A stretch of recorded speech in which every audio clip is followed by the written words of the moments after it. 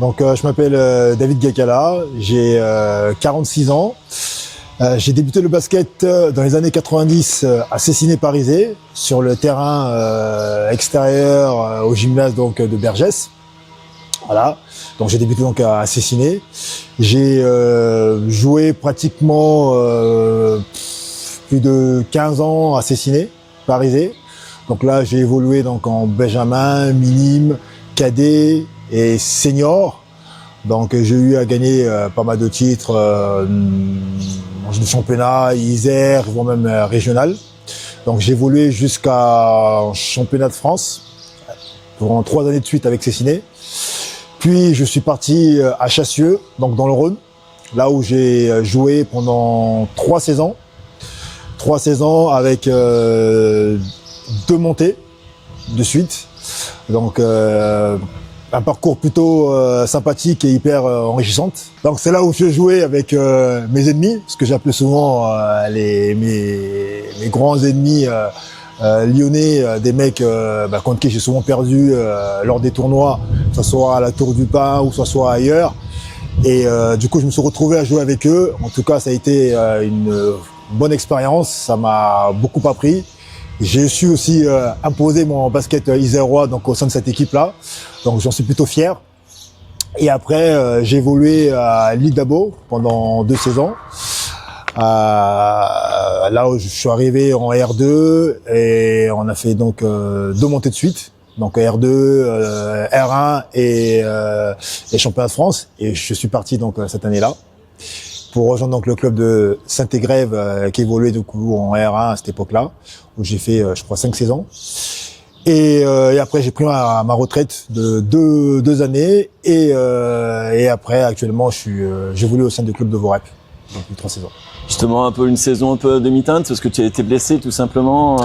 C'était un peu une frustration d'être blessé pour on va dire c'est ta dernière saison ou pas ta dernière saison ou comment on va dire je suis encore entre 2 mondes.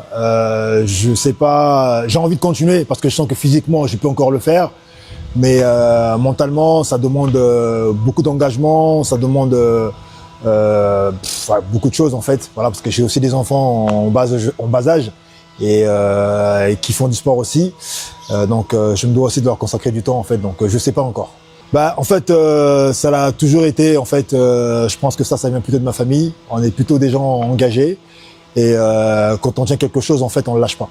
Voilà. Et moi, le basket, ça a été toute ma vie et j'ai jamais voulu lâcher ça, bien que j'ai pris ma retraite à un moment. Mais voilà, en tout cas, dans la mesure où je sens que je peux encore, j'y vais quoi. Bien sûr, alors je pense qu'il faut avoir une bonne hygiène de vie, bien dormir, parce que c'est quelque chose qu'on néglige bien souvent.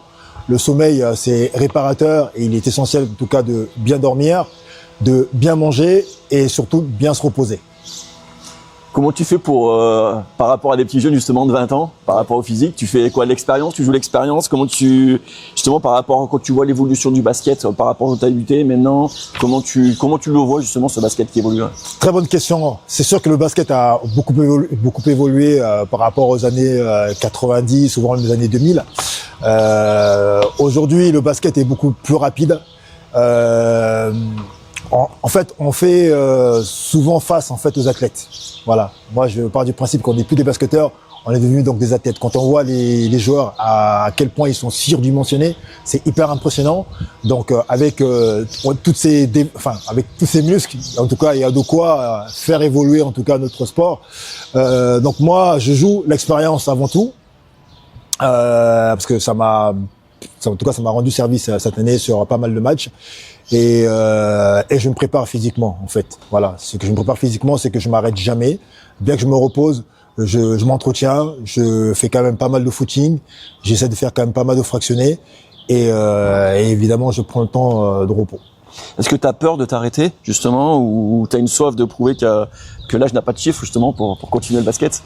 L'âge n'a pas de chiffre. Je pense dans la mesure où on se sent physiquement capable, je pense qu'il faut continuer. Voilà. Et moi, je sais que physiquement, je peux encore. Non, on va dire que... Tu as des regrets ou pas des regrets? J'ai beaucoup de regrets parce que... Enfin, beaucoup de regrets. J'ai quelques regrets dans la mesure où j'ai eu en tout cas enfin j'ai été demandé en fait parmi tant de clubs en dehors en tout cas de l'agglomération. J'aurais pu jouer à un très bon niveau et malheureusement j'ai pas suivi ce chemin-là. J'ai préféré rester avec mes amis parce que le basket qu'on produisait à l'époque me plaisait. Moi j'aimais rire, j'aimais partager du temps avec mes amis. Et du coup, j'ai aussi pris cette décision-là, en tout cas, de rester, en tout cas, on va dire, dans l'agglomération, voire même dans la région, et évoluer en fait avec mes amis. Mais c'est sûr que avec du recul, si j'avais pu en tout cas faire autrement, je pense que je serais parti là. Et justement, quelle image aimerais-tu que les jeunes y retiennent de toi quand ils ont creusé ton chemin, justement, quand ils creusent ton chemin? Qu'ils retiennent de moi que j'étais un guerrier sur le terrain. Que j'ai jamais lâché quoi que ce soit, j'ai jamais abandonné une équipe et que comment dire ça, en tout cas la solidarité, voilà, la solidarité dans le sport est quelque chose en tout cas de primordial pour moi, quoi.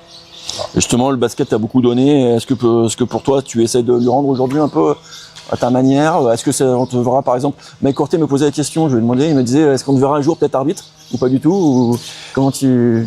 Figure-toi que j'ai été arbitre pendant 15 ans. Donc j'ai commencé en départemental, j'ai fini en région. J'aimais arbitrer, d'ailleurs je conseille à beaucoup de jeunes aujourd'hui, en tout cas qui pratiquent le basket, si vous avez l'occasion d'arbitrer, honnêtement, allez-y. Parce que moi, ça m'a permis en fait de développer davantage mon basket. Ça m'a permis en fait de travailler sur mon côté défensif en fait. Ça m'a permis en tout cas de gérer mes placements et d'éviter des fautes bêtes, comme a eu sifflé en tout cas dans le temps, que je ne fais plus aujourd'hui. J'ai une passion pour le 3 contre 3, mais j'ai jamais fait en championnat. Je l'ai souvent fait en tout cas en tournoi avec mes amis Arnaud, Lionel, Pierre, Tim. C'est un autre basket. Voilà, c'est un autre basket, mine de rien, c'est assez physique, hein, mais c'est plaisant. Et justement, tu préférais un match, un 5-5 à l'ancienne ou une finale 3 sous un soleil de plomb, par exemple, ou ici à la Burfuc, par exemple? Moi, j'aime les 5-5. Honnêtement, j'aime les 5-5 en fait. J'aime les 5-5 parce que ça me permet de courir. Moi, j'aime courir, j'aime me dépenser. Je dis pas qu'en 33, c'est différent. Mais en 33, on va dire que la surface est beaucoup plus petite et c'est beaucoup plus intense. Alors que sur le 5-5, il y a des moments où des fois, on me menait plus ou moins off. Voilà. On me disait, Vincent Martinet me disait, je lui ai posé la question, il me disait, pour toi, il me disait, pourquoi tu as pas d'Hawkinsus sur la tête s'il attendait que ça? Parce que Vince, c'est un très grand défenseur, c'est un très grand contreur. Je dis pas que j'ai eu peur de lui, que j'avais peur de lui, mais c'est un gars que je respecte énormément. Et honnêtement, bien que le dunk ça fasse partie du basket, je voulais pas de ça pour lui. Et justement, par rapport à tes adversaires que tu as eu, est-ce que tu as eu des compliments par rapport à des adversaires, justement, ou sur ton jeu, sur toi, sur ta personne? On va dire, pendant tout au long, on va dire, de ma petite carrière de jeune basketteur, oui, des compliments, j'en ai eu pas mal, ouais. J'en ai eu pas mal. Et honnêtement, je trouve ça gratifiant, je trouve ça plutôt honnête, en tout cas, de la part des adversaires, en fait, de venir te saluer ta performance, dire voilà, oh, mais t'as quel âge et tout, etc. Putain, tu sautes, ton jump shoot est hyper haut, comment tu fais et tout, etc. Donc moi, honnêtement, j'aime partager et quand je peux conseiller, je conseille. Partager aussi avec tes enfants. Il y en a un qui fait du basket, je crois. Oui. Justement, tu dois être heureux de montrer aussi, continuer à montrer devant les yeux de tes enfants. En fait, c'est ça aussi le rôle d'un père aussi. Bien sûr, j'ai partagé avec mes enfants. Mon fils aîné, Lenny, qui a 20 ans aujourd'hui, a pratiqué du basket. Et malheureusement, il a arrêté parce qu'il a souhaité faire autre chose, à mon grand désespoir. Mais j'ai le second de mes garçons, Jalen, qui évolue aujourd'hui à R1 en U15 à Voiron. Il a un très bon niveau de basket et je pense que c'est un garçon en devenir. Et en tout cas, je l'encourage, j'essaie de pas lui mettre la pression parce qu'en tant que basketteur mordu que je suis, évidemment, on voudrait que son fils casse tout, etc. Mais je le laisse vraiment évoluer en fait à son rythme. Est-ce que tu as justement une anecdote ou pas que tu retiendrais dans tes matchs? Une qui t'a plus marqué que d'autres, on va dire. Ouais. J'en ai, ouais. Alors, je me souviens d'un match où on jouait contre Chassieux, où on jouait contre Ambérieux. Donc, j'ai évolué au sein du club de Chassieux.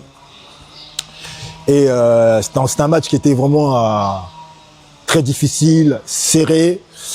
Et en fait, on avait des difficultés à prendre l'ascendant en fait sur le match. Et donc, mon coach à l'époque, Gilles, je crois qu'il est resté quelque chose comme 10 secondes. Il avait pris un temps mort et à ce moment-là, en fait, on était à égalité. Et donc, il fait un système. Il dit, bon, David, je veux que tu prennes le shoot. Moi, je dis, ok, d'accord, pas de problème. Donc, les mecs, ils me regardent. En général, je suis pas le genre de mec à trembler, en fait, sur un shoot décisif.